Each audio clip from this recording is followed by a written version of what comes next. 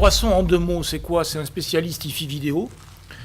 Il a commencé par des magasins plantés à Paris. Alors, je crois que c'est boulevard Parmentier ou rue Parmentière. Il en ouvre un autre, d'ailleurs. Donc, il a 2 magasins sur Paris et il fait 15% de son chiffre d'affaires sur le web. Et il définit sa clientèle comme des passionnés. Enfin, le cœur de sa clientèle sont des passionnés. Et leur positionnement produit aujourd'hui et offre est un positionnement discount sur le haut de gamme. Hein, ça, en quelques mots, voilà comment on présente Cobrasson. Alors, on a essayé de modéliser un petit peu ce qui s'était passé au niveau du projet Cobrasson sur une période où on a réellement commencé à travailler avec eux en octobre. Ils ont signé le bêta-test un petit peu avant. En octobre, la première phase qui a été faite, c'est les premières discussions et la définition de l'ontologie avec Cobrasson.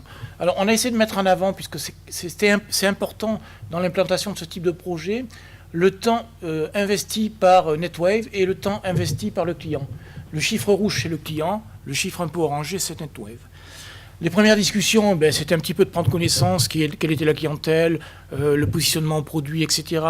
Et ce qu'on appelle l'ontologie, c'est essayer de repérer tous les éléments qui peuvent donner du sens à l'ensemble des marqueurs dont a parlé Jean-Pierre, hein, tous ces éléments qui vont repérer des caractéristiques, tout ce qui va donner du sens à ces marqueurs-là, puisque ces marqueurs sont paramétrés et paramétrables.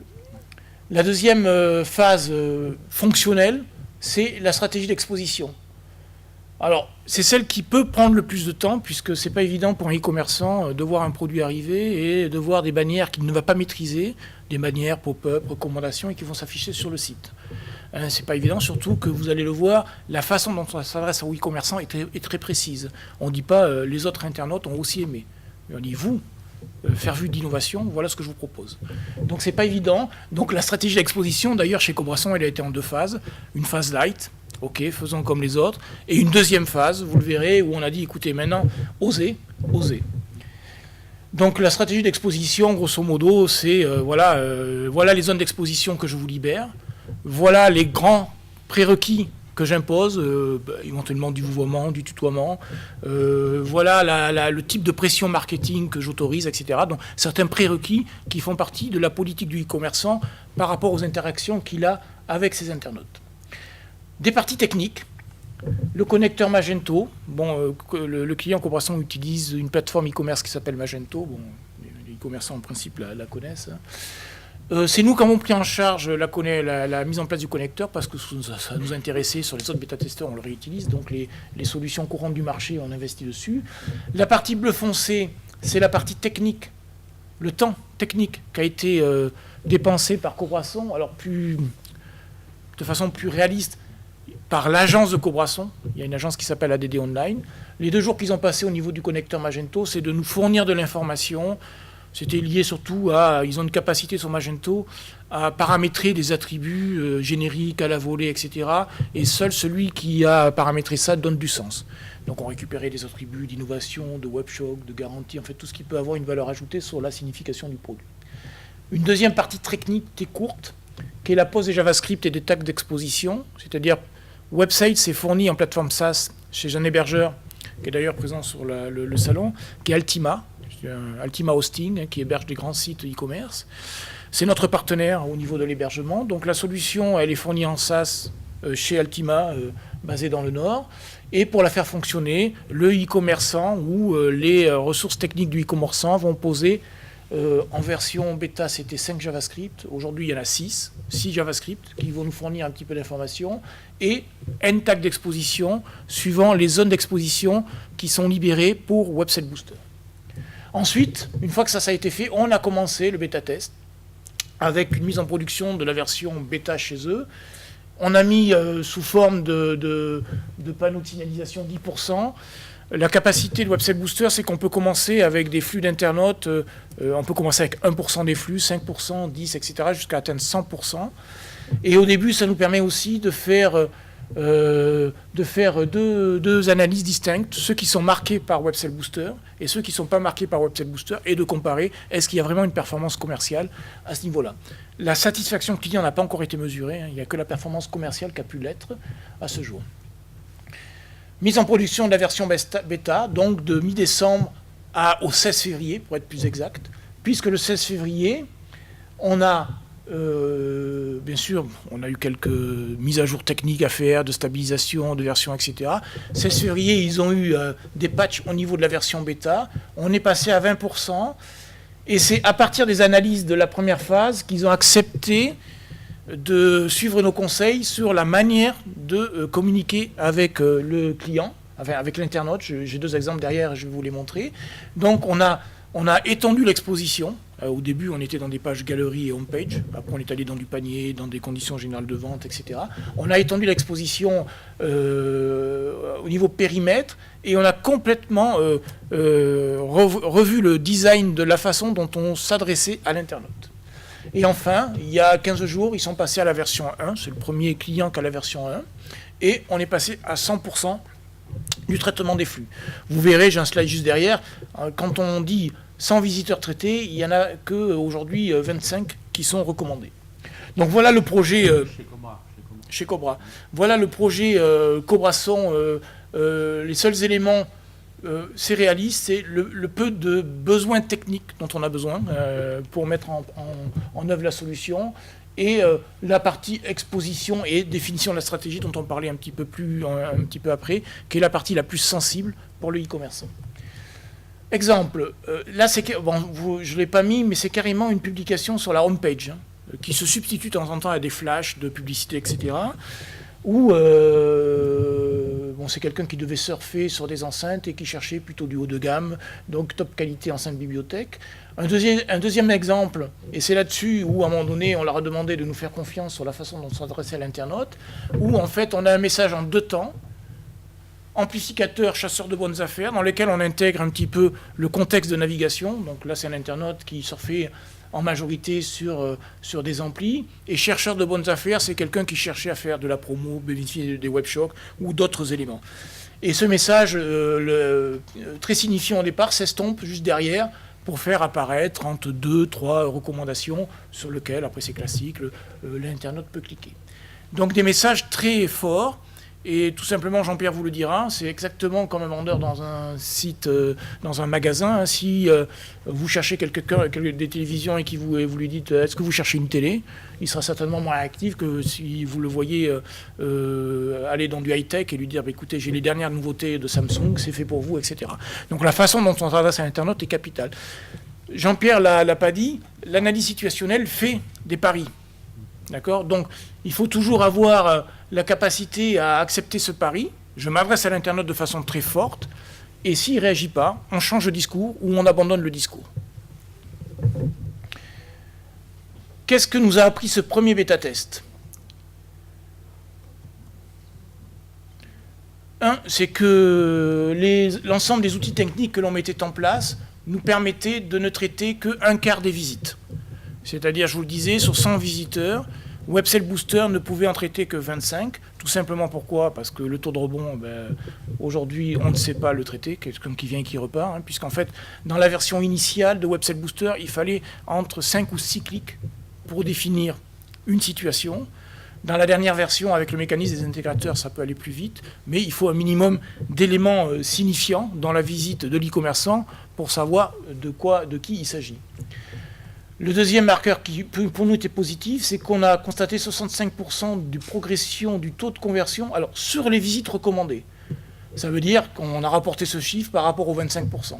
Donc, bien sûr, c'est un chiffre flatteur parce qu'il ne tient pas compte des taux de rebond, des visiteurs qui sont à 2-3 visites, etc. Mais si on le rapporte à l'ensemble des visiteurs, c'est un taux de conversion, une progression du taux de conversion de 16%. Ça, c'était pas acquis pour nous. C'est-à-dire que dans l'histoire de NetWave, c'est-à-dire quand on acquiert une technologie, et Jean-Pierre Mal, qui est le père de cette technologie, est un bon vendeur, et bien à un moment donné, on fait confiance à la technologie par rapport aux expériences qu'il avait passées sur des éléments qui n'étaient pas du e-commerce. Et à un moment donné, on attend la preuve que ça marche. D'abord, comme c'est du temps réel, il faut que ça marche techniquement. Ce qui n'est pas évident, c'est très complexe, d'accord ? Et après, pour que ça puisse convaincre des e-commerçants, il faut que ça performe aussi commercialement. Ce qu'on n'a pas dit, c'est que ce type de solution est proposé en période de test gratuite 3 mois.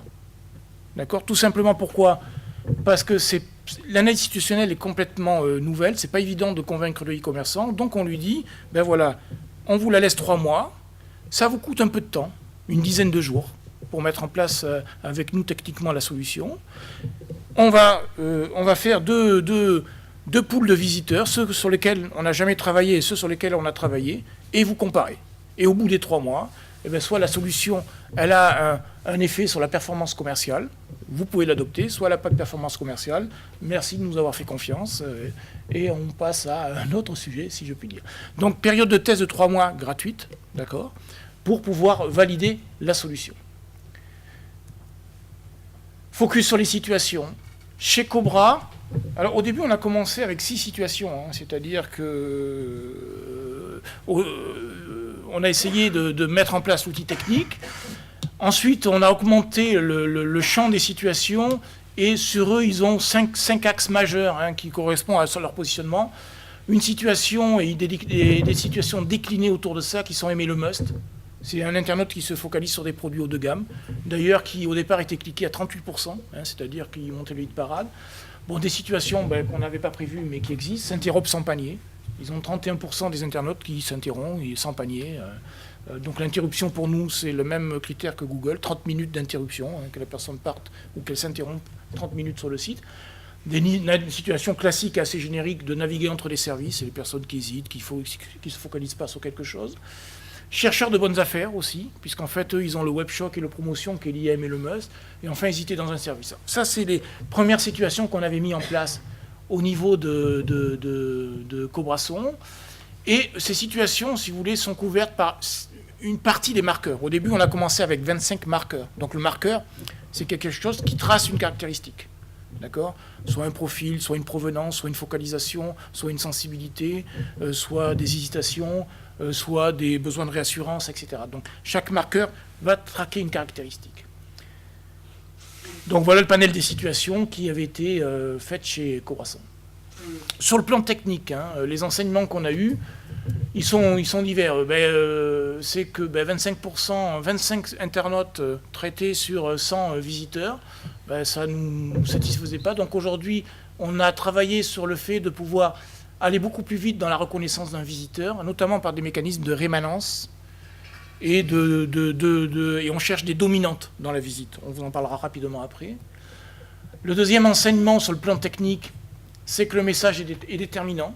C'est-à-dire non seulement le texte, mais ce qu'on apporte autour du message. Donc on a dû rajouter des liens qui permettaient de prendre en compte le contexte, c'est-à-dire intéressé par les amplificateurs. Amplificateur, c'est le contexte, d'accord ? Et on a dû intégrer des éléments de renvoi quand la personne était sur la marque avec des liens vers la marque, etc.